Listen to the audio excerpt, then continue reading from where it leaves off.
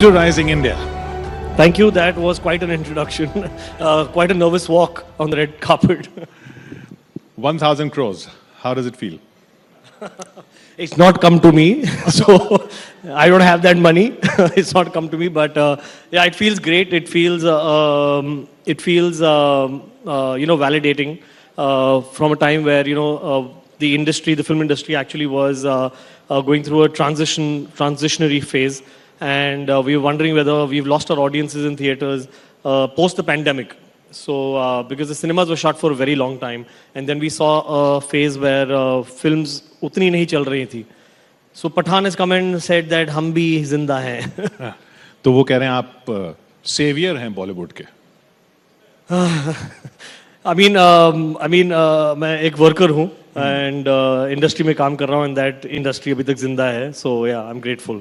But south Indian films बहुत चल रही थी और ये कहा जा रहा था कि अब हिंदी फिल्म्स का टाइम खत्म हो गया, अब इन लोगों का ये पक चुके हैं, थक चुके हैं, इनके पास सारे फॉर्मूला खत्म हो चुके हैं. तो ये चैलेंज बड़ा था.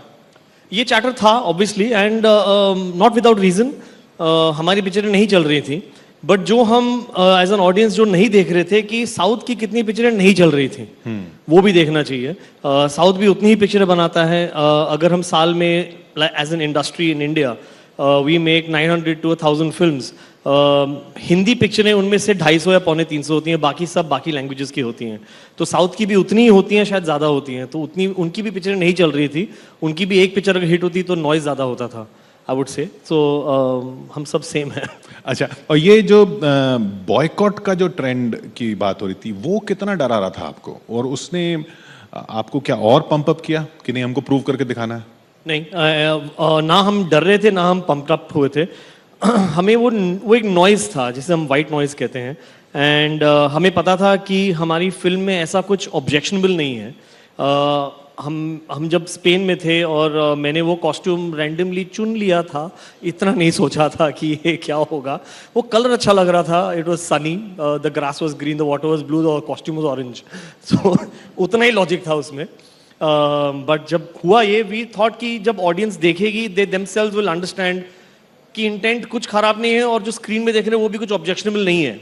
But I can't blame the audience, उन्होंने पिक्चर देखी नहीं थी तब तक. they were going with that, अच्छा उन्होंने ये किया वो किया. But I think it's very commendable for the audience कि वो भर भर के आए, उन्होंने एडवांस में टिकटें ली. वो बॉयकॉट मूवमेंट को गलत साबित किया कि आप बिना रीजन के क्यों बोल रहे हैं बॉयकॉट. और जब आप बॉयकॉट बोलते हैं तो आप बोलते हैं ये पिक्चर बॉयकॉट करो, ये स्टार को बॉयकॉट करो. आप ये नहीं देख रहे हैं कि डाउन द चेन कितने लोगों के घर चलते हैं एक फिल्म. अगर एक फिल्म चलती है तो कितने लोग काम करते हैं. मेरे सेट पे रोज एटलीस्ट 300 लोग रोज काम करते हैं हर पिक्चर पे. I am not talking about back and. And picture जब खत्म हो जाती है तो कितने VFX आर्टिस्ट होते हैं, पोस्ट प्रोडक्शन में होते हैं. और जब पिक्चर चलती है सिनेमा घरों में कितने लोग काम करते हैं, कैंटीन उसके चलती है, कैंटीन के बाहर की दुकानें चलती हैं जब लोग आते हैं. So there is lot a huge industry that works around the film industry with one film working. So boycott बोलना आसान होता है, और बट लोगों की लाइवलीहुड्स हैं इसमें, और विदाउट रीजन. और सेंसर्स में भी गई फिर बात. I think I want to actually commend the censor board. जब उन्होंने पिक्चर देखी तो I think it was at the height of boycott Pathan, and noise था बहुत, pressure था censor board पे. And I think the members of the censor board who saw the film, I really want to thank them for doing a commendable job and looking at it with neutrality. उन्होंने ऐसा कुछ cut या recommendation नहीं बोला that we felt ये क्यों कर रहे हैं. दे सेंसर्ड द फिल्म एग्जैक्टली जैसे उन्होंने वॉर सेंसर की थी. उनके इश्यूज अगर कुछ थे वायलेंस में या सेंसुअलिटी में थोड़ा था, वही था. एंड बोले थे अगर आपको अडल्ट सर्टिफिकेट चाहिए देन कीप एवरीथिंग, अगर UA चाहिए तो ये काट लीजिए. So they were very very very very correct. आपको एडल्ट नहीं चाहिए था? हाँ जी, आपको एडल्ट सर्टिफिकेट नहीं चाहिए था? आई थिंक आप एक ह्यूज सेक्शन ऑफ ऑडियंस को काट देते हैं, उनको अलाउड ही नहीं होता पिक्चर देखने के लिए. मुझे याद है जब मैं 12 साल का था, सलाम बॉम्बे आई थी मीरा नायर की. अब मुझे अलाउड नहीं था देखने के लिए क्योंकि वो UA था. So I was allowed to see only U films, and I really wanted to see Salaam Bombay. I think till date I have not seen it. ये बताइए, आप फिर क्योंकि आप इससे पहले भी कई फिल्में बना चुके हैं और सबसे बड़ी बात तो आपके बारे में ये कही जाती है कि आप ऐसे डायरेक्टर हैं जिसने आज तक फ्लॉप नहीं दी। Fingers crossed, touch wood. सारी की सारी हिट रही हैं और पठान ने तो सारे रिकॉर्ड ही तोड़ दिए। तो किस तरह के डायरेक्टर हैं आप? कई डायरेक्टर्स होते हैं कि कहानी देखते हैं, कई एक्टर्स देखते हैं। आप क्या सेट पे डायरेक्ट करते हुए एक्टर्स को बताते हैं कैसे करना है, खुद एक्ट करके दिखाते हैं? ये बहुत सारे सवालों के साथ में पहले तो मैं कैसा डायरेक्टर हूँ? I am a director for the audience. I like to make films जो मैं शायद ऑडियंस में देखूं। मेरी पूरी family is like an audience that go to theatres and watch everyone's films. And मैं लिखता हूँ वो सोच के कि ऑडियंस कितना कम पकेगी ये पिक्चर देखने में, तो उनको पकाओ मत ज्यादा, उनको एंटरटेन करो, उनको एक कैसे ride लिखते ले जाओ। टाइम कैसे पता चलता है कि अब पक रहा है? और पढ़ते वक्त पता चलेगा आपको कि यार यहाँ पर, because we live with film for so long.